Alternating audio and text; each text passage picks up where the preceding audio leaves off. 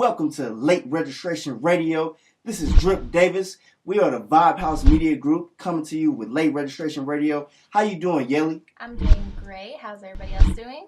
I'm doing good. What about you, Manny? What's up? It's nice to be here. How's everybody? All right. Great. We good, man. We good. Last week we had our first episode of Late Registration Radio. Mm-hmm. Yeah, this is number 2. The big number 2, because Manny, this is his first episode with us, so go ahead and tell us who you are, man. What it do? It's Manny G. G for gorgeous. I'm a videographer / photographer, young ambitious soul with dreams. You know, being a young director like Spike Lee, producing, you know, powerful films to motivate, inspire. That's what I like to hear. Yes, sir. You know, I'm in this industry just for the love and for the passion of it. You know, just to be a creator and entertainer. That's about it, man. That's all y'all need to know about me. That's it, man. It sounds like a whole lot, man. I'm proud of you, though, man.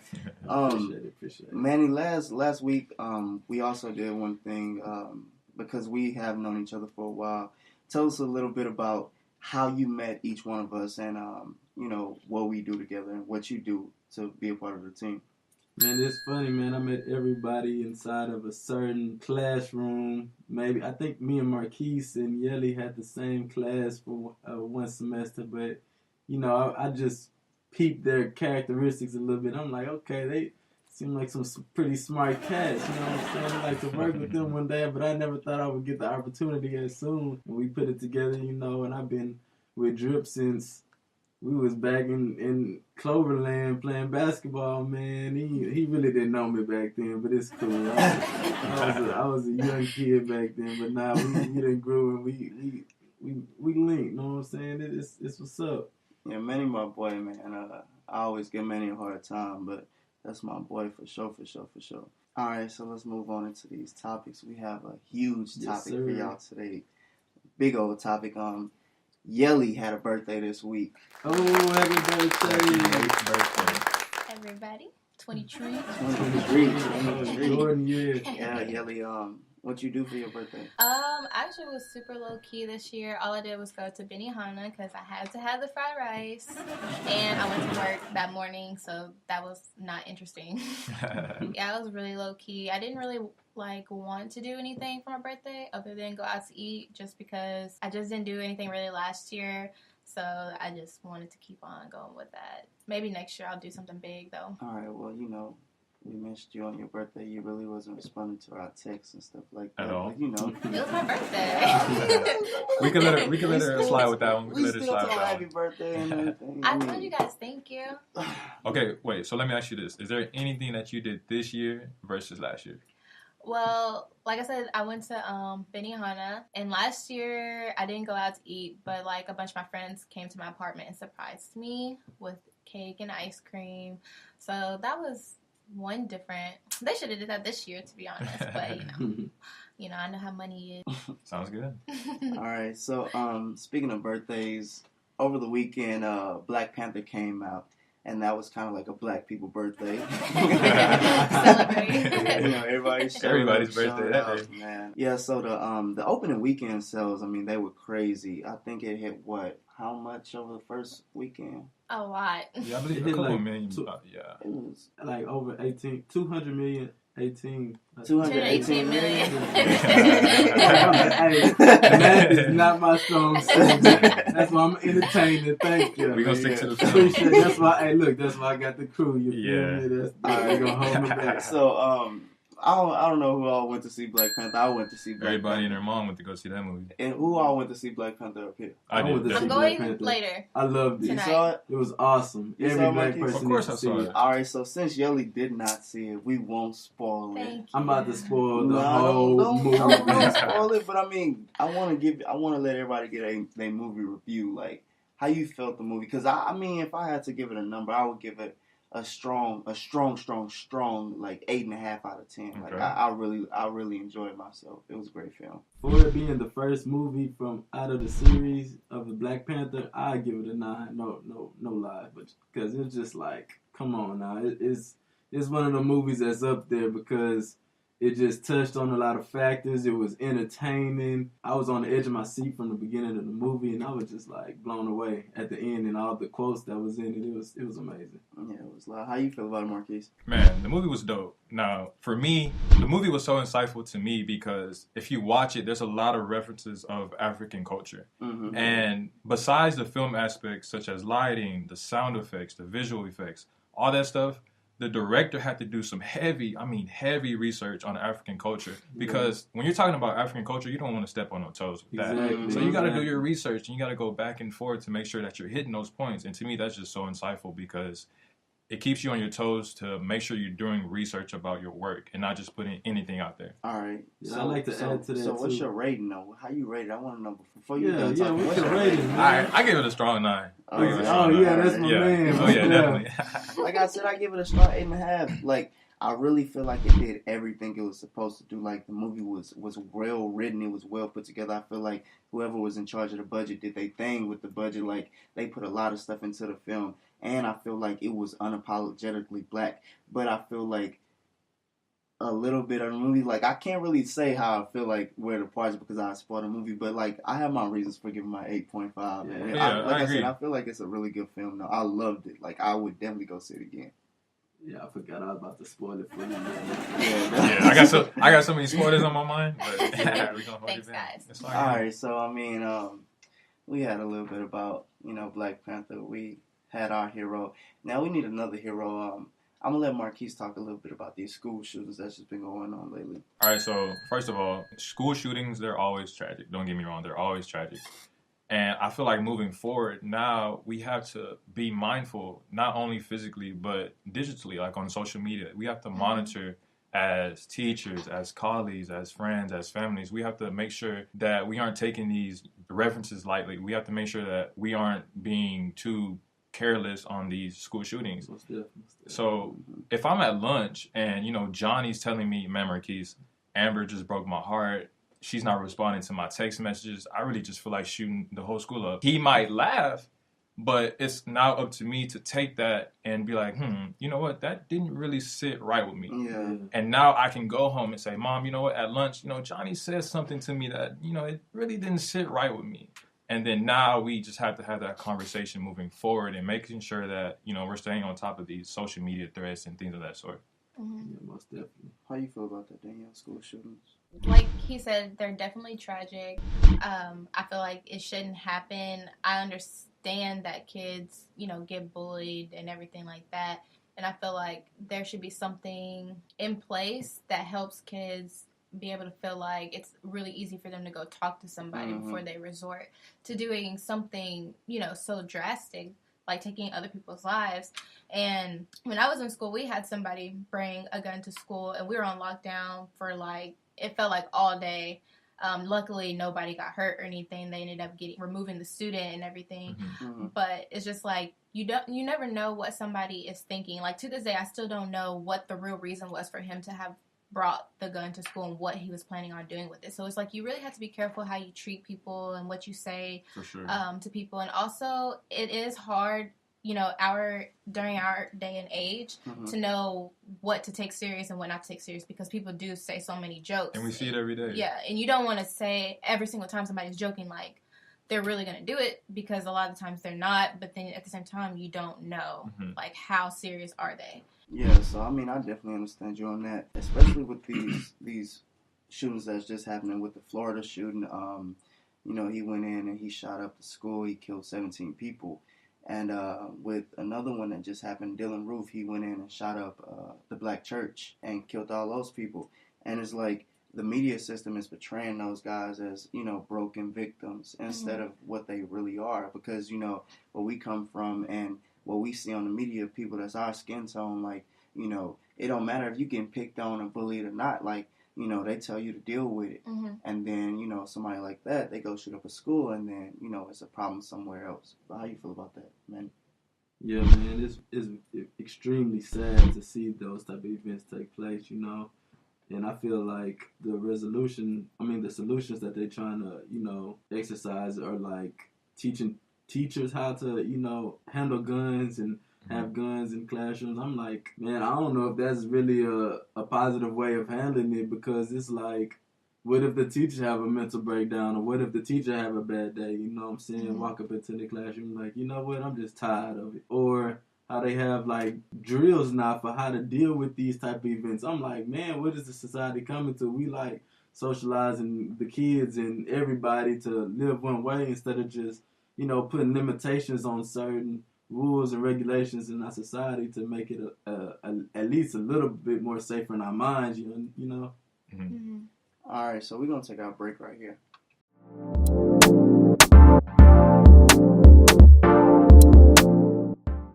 Hey, what's up? Welcome back to Late Registration Radio. How you doing? How you feel? We back in this thing. Yay! So we're going to talk about AllStar Weekend a little bit, since that was last weekend. And we're going to talk about how... Yes, sir. How Fergie destroyed the national anthem. Destroyed. How you feel about that, Yelly? Oh my gosh, I saw the video, because I love Fergie. And I was like, what is this? Like, what is going on? Why is she doing the most? Like, why not just sing it, you know, regular? How you feel, Keith? You saw it? I saw it. Let me say this. In our day and age right now, with social media, if you mess up... no mercy. Look, as soon as she messed up that first note, I guarantee you people were already tweeting about it. It was already on Instagram. Exactly. She couldn't. And I know she messed up. You know, she knows she messed up. So she has to just keep moving forward now. I swear the internet don't love nobody. Nobody. The internet does not lose. It's undefeated and it's unforgiving. Always. But like, the internet is like the streets. Yeah. And like, she literally said in the interview, she was like, I honestly, like, did my best. She's like, I wanted to try something different. Yeah, that's what she said. I was like, okay. We can't be mad at little Fergie. Despite her performance, you do have some people out there that are defending her. So, you know, that's always nice. That's always nice to have people defend you. You're going to defend anybody, man. Just to be on the other team. Yeah. But yeah, so since we're talking about the AllStar Game and AllStar festivities, let's talk about the AllStar actual game events and winners. The AllStar Game, it was different this year. It was Team LeBron versus Team Steph Curry. Who you going for, Yelly? Steph Curry, of course. Oh, okay. Duh. He ended up losing, by the way. Yeah. So, nah, I mean, I don't like LeBron either. But I'm not really the biggest Steph Curry fan. I'm a Rockets fan.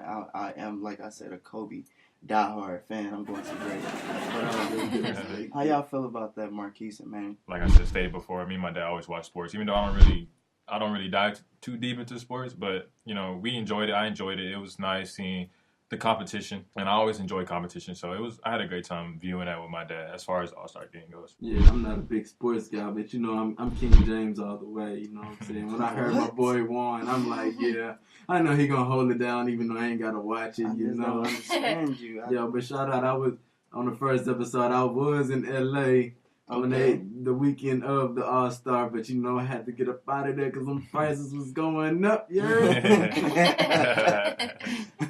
Yeah, that's funny.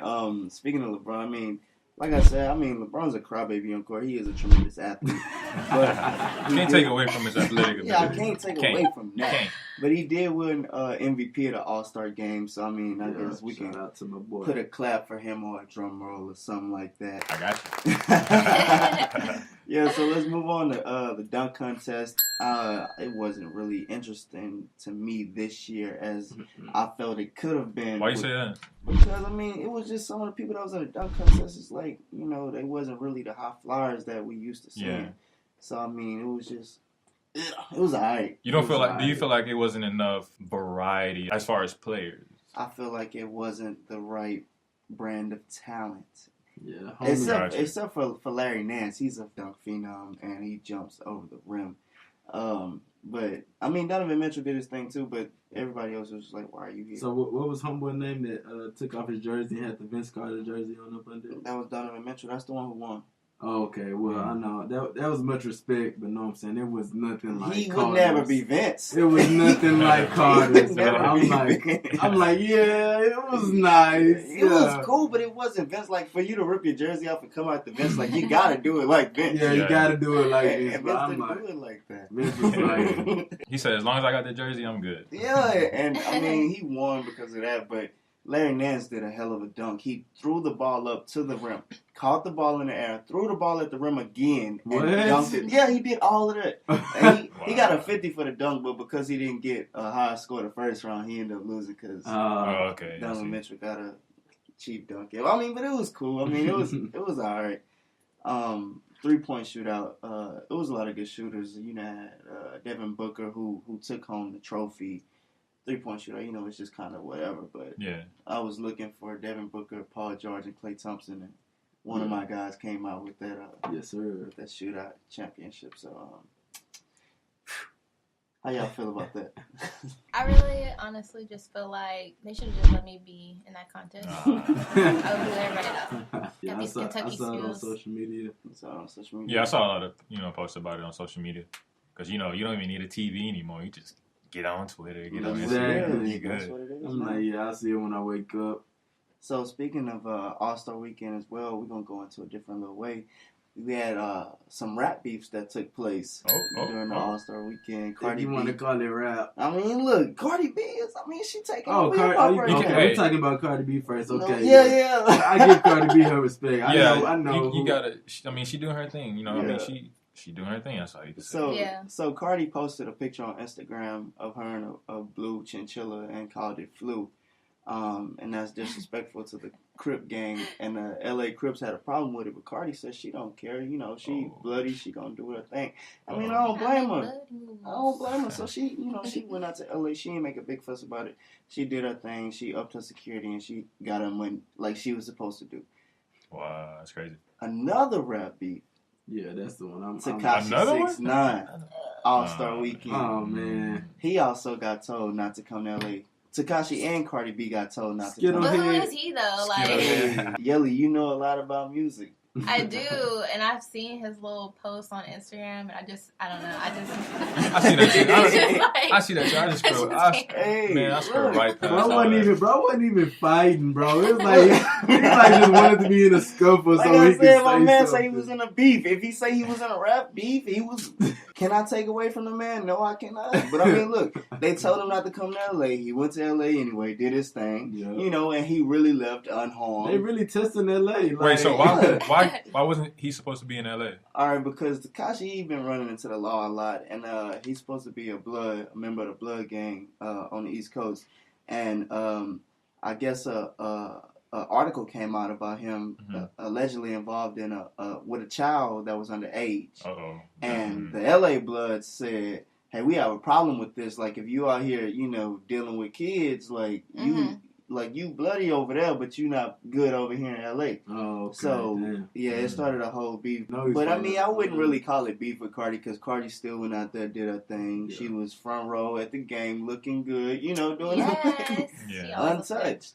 So I mean, she went out there, made her money, and did her thing. So I mean, that's our beef, though. We gonna move on into the tech message segment, and it's gonna be Mr. Marquis telling us a little bit about the geek stuff.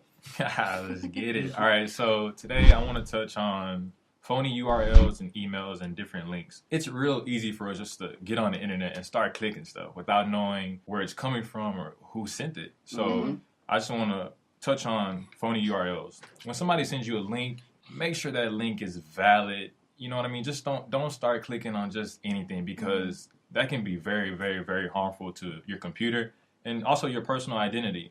Yeah. If the link doesn't, you have to look for keywords, first of all. If those keywords aren't matching what that person is saying or what you're looking for, stay away from it. It's okay to stay away from it. Depending on what you click on, that can be very, very, very, very harmful to your character. And your personal identity can be identified and you can lose so many valuable things to you. So I just really want to touch on being careful of URL links.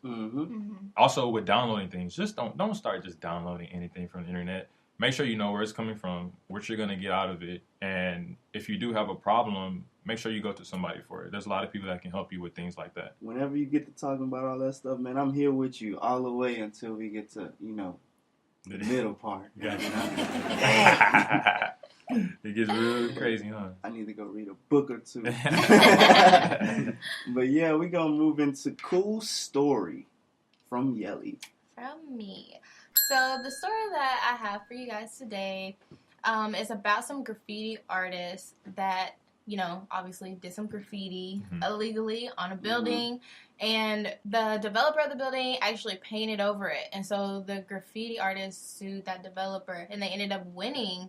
Because the graffiti ended up becoming kind of like the Be Someone here in Houston is like a landmark. It became a landmark in that area. That's dope. And so they ended up winning that lawsuit. Wow. But how do you guys feel about that? I mean, technically they did do it illegally to begin with on his property. Which I love graffiti, so I mean, I'm like you shouldn't have painted over it, but I feel like I'm happy they won, but at the same time I'm like, how did they know, like, that it was that person? Because, when you're doing something legally, like, you're not proving yourself. Like, did they make that person, like, go and do a hand? I mean, like, a lot of graffiti artists, they have, like, their tags, their name and everything that they go by. And so I'm sure since this became such a huge piece of art in that area, people, most likely knew who the artists were, because I'm sure they've done other pieces. Yeah, but I'm trying to see, how do you get that bold? How do you say, I'm going to go turn myself in for my art? I mean, you want your recognition, I guess. If you want that money, you get that money. It's like, he must have, like, was it, like, copyrighted or something? Like, no, it's just that there's, like, a certain law that if something becomes kind of like a well-known thing. Yeah. That's dope. Like, you can't tear certain stuff down, even if it get old and ugly. Like, you can't touch it just because, like, it's a historical landmark. Yeah. And that goes with you, doing that research and knowing what the law is. That way, you can have these controversies and these fights against, companies and things like that. Yeah. Or have the money to go pay somebody that knows the law. Yeah. I just know if that happened here with the Be Someone thing, a lot of people are gonna be so mad. The Be Someone, that's on another level. I know, bro. It's not even the original one. No, I mean, like, if they removed it, like, the whole thing. Not like somebody just coming over and messing it up. Somebody did disrespect it. They did disrespect it. And I wish somebody would go fix it. Because usually when somebody would, like, mess it up, it would be fixed. Yeah. But, like, it's been messed up for a while. So I mean, they fixed it back to Be Someone, but it's not the original. I think the person who did it probably did or he probably moved. He probably moved out of Houston. He's alive. He's alive and well. Oh, so we probably need to reach out to him and tell him to go. Yeah, we can get him on the show. Or have him go tell somebody to go do something else to it. He needs to be on this show right now.